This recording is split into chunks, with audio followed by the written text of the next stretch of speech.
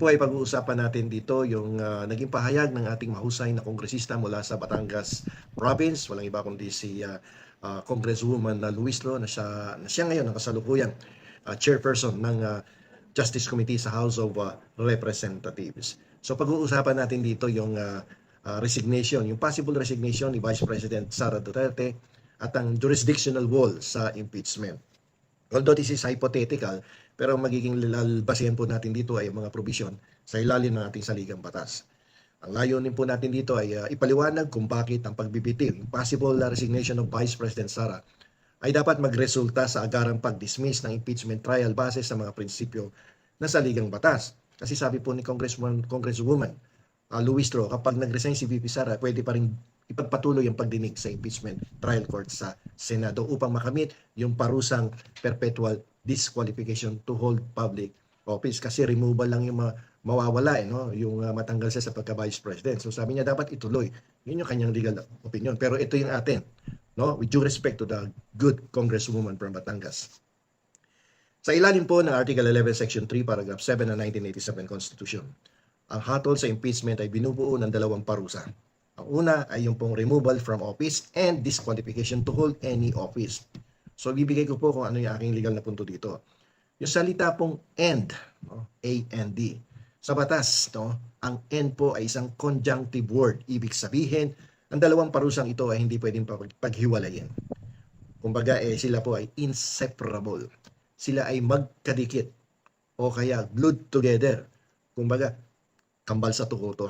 Hindi mo pwedeng paghiwalayin itong dalawang kaparusahan na to sa ilalim ng ating saligang batas. Okay? They should be tried as one. Okay? So, dahil sila ay conjunctive, dapat silang litisin at igawad ng magkasama sa iisang trial. So, hindi pwedeng magkaroon ng trial para lamang sa disqualification kung ang usapin ng removal ay wala na sa lamesa. So, mahirap yun. Yan ang hindi naman sinasabi sa ilalim ng ating saligang batas.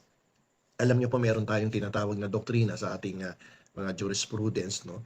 Ang sabi dito sa doktrina na to, the accessory follows the principal. Malawak ang application nito, and then we can also apply this doctrine dito sa impeachment trial in the event the Vice President will tender her resignation. Okay? Dito natin papatibayan ang argumento gamit ng isang fundamental principle under the existing law. Ito ang puno o ang pangunahing layunin ng impeachment. No? Ang pangunahing layunin ay tanggalin sa pwesto ang isang mapanganib na opisyal. Sa kaso ngayon, ito ay tungkol, no, sa impeachment complaint ni Vice President Sara Duterte. So sa impeachment complaint na to, ang pangunahing layunin natin dito, tanggalin si VP Sara sa posisyon bilang isang vice-presidente. Yan yung principal penalty. Ngayon, ano yung accessory penalty dito? Yung disqualification to hold any public office. Ito yung sanga o yung dagdag na parusa na nakadepende lamang sa pagkakaroon ng principal penalty. Okay? Ang puno, yung removal. Ang sanga, perpetual disqualification. Ganito po ang application niyan. Kung susundin natin yung doktrina. The accessory always follows the principal.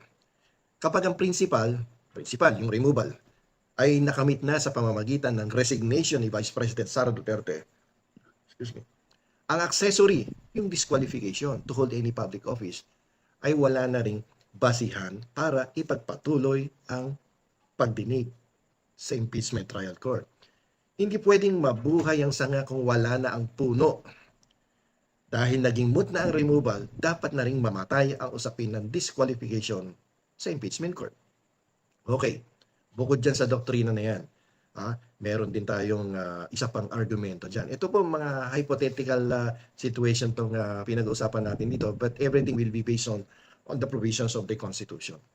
Ito, pag nag-resign si Sara Duterte, mawawala na ang jurisdiction ng impeachment trial court.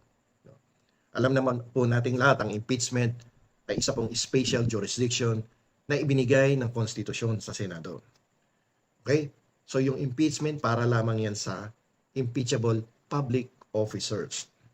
Pursuant to Article 11, Section 2 of the 1987 Constitution, Ito pong prosesong ito ay para lamang sa mga opisyal na nasa pwesto, mga incumbent, impeachable officials. Ngayon, kapag nag-resign ng isang impeachable public official, hindi na siya public official. She will now be classified as a private citizen. So sa sandaling mag-resign si BP Sara, siya ay nagiging isang pribadong mamamayan na lamang. Okay? Tingnan natin yung wall. Diba? Excuse me. Ang Senado bilang isang impeachment court ay wala pong kapangyarihan. The Senate as an impeachment court has no jurisdiction to try a private citizen. Walang karapatan ng Senado na litisin ng isang pribadong mamamayan. Ang pagpapatuloy ng trial ay magiging unconstitutional dahil lumalampas na ito sa limitadong kapangyarihang ibinigay ng Article 11 of the 1987 Constitution. Okay? So, ilan na yung argumento natin? Tatlo na yon. So, yan yung mga posibleng mangyari dyan. So, mga amigos, mga amigas, sa aking mga kumpanyeros, sa mga kumpanyeras na nanonood, sumusubaybay dito sa aking YouTube channel, malinaw po ang ating legal na pagsusuri. Ang impeachment po ay hindi isang only trial. Hindi pwedeng maging only rise yan. No? Ito po ay may hangganan. Dahil ang salitang ginamit sa konstitusyon ay end. Ang removal at disqualification ay isang parang package deal. Ba? So, parang kasal yan ng isang lalaki at ng isang babae. And inseparable. You cannot separate these two persons unless nagkaroon ka ng divorce or annulment of marriage. Parang dito din. Palitan mo muna yung konstitusyon. Kasi sinasabi ng konstitusyon, inseparable yan eh. Kung ang opisyal ay nagbitiw na, ang principal penalty, yung removal, ay nitupad na ng kusa.